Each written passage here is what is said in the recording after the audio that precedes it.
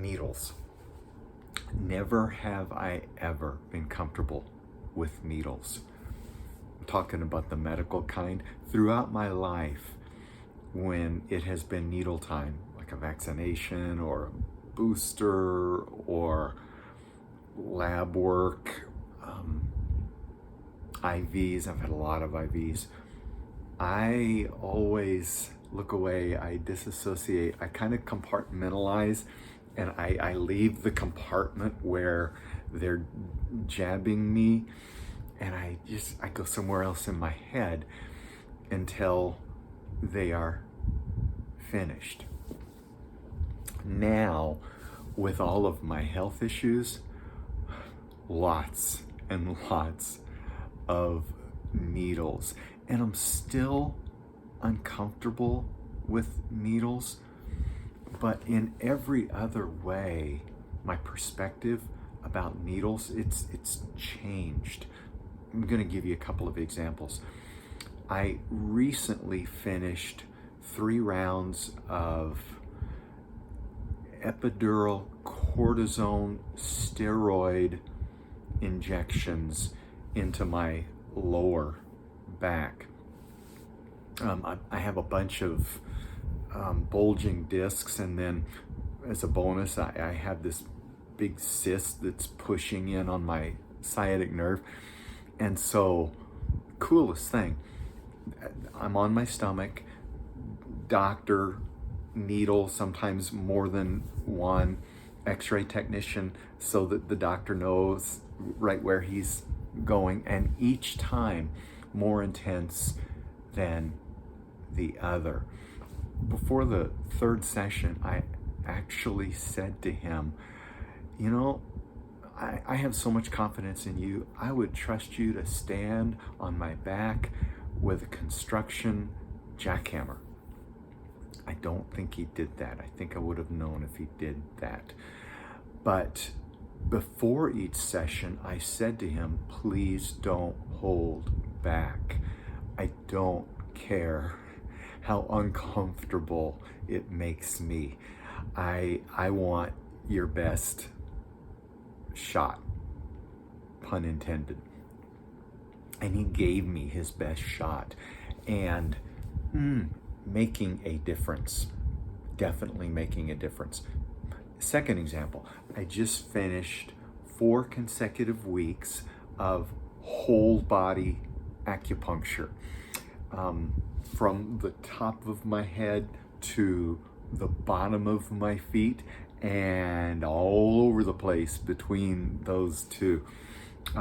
This doctor was going after leukemia, bone pain, among other things, and electrodes where you know, she puts the needles in right into the nerves.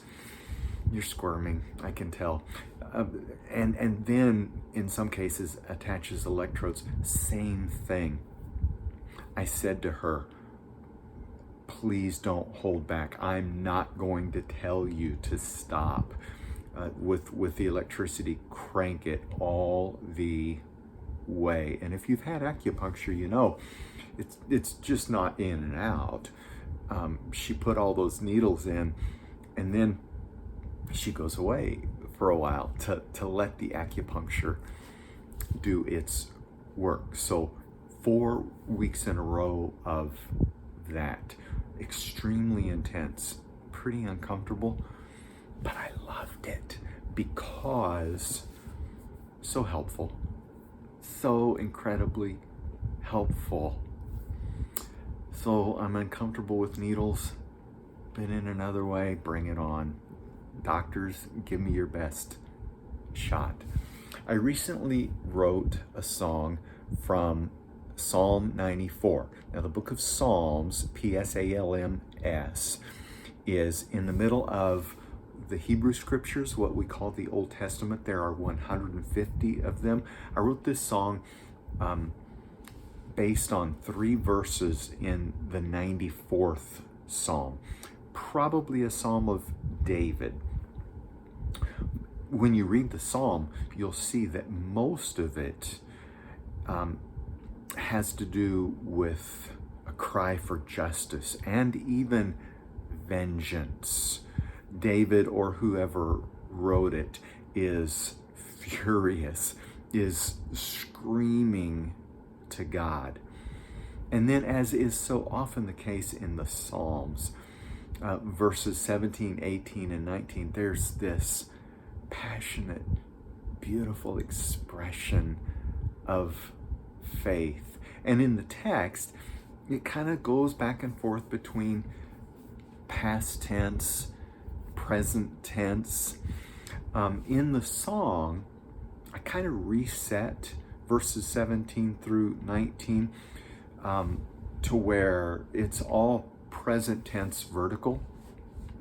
When Carla heard the song for the first time, my wife Carla, she said it was the most vulnerable thing I had ever written, and I actually laughed because I wasn't even thinking about myself when I wrote the song. I was just really trying to be true to the verses. And then the chorus, which is weird, the craziest song title I've ever put together. I just recorded the song. It's right next to this video. It's called Please Don't Help Me, Jesus. But here's the chorus. Please don't help me, Jesus. I'm needing so much more. Become my help instead.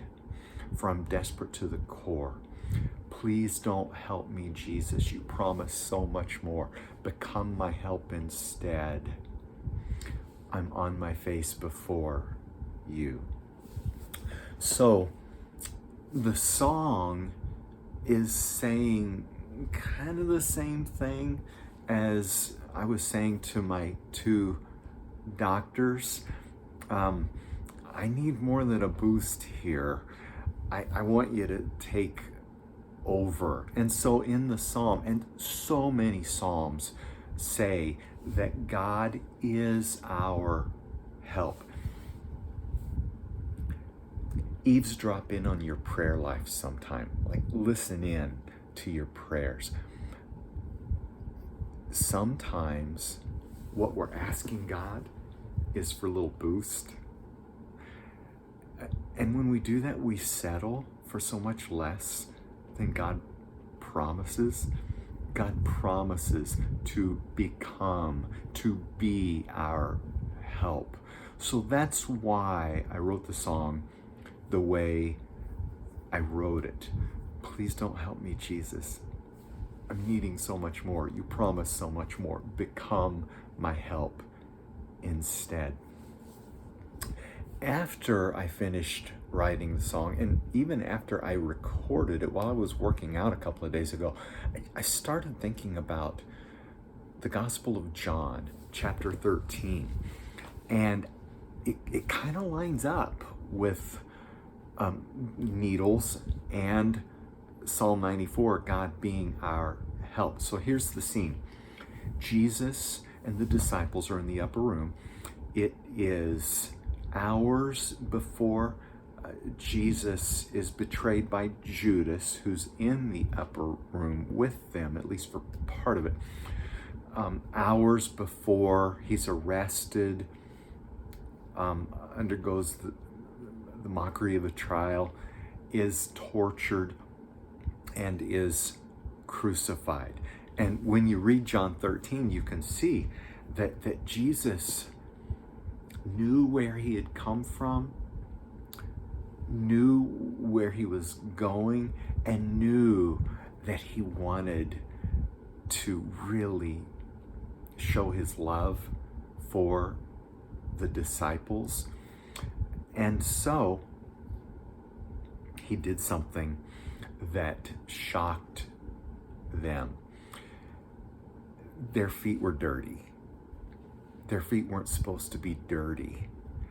This was like a world-class fail on the part of the host, whoever the host was, because hospitality necessitated the presence of a slave whose job was to wash their feet.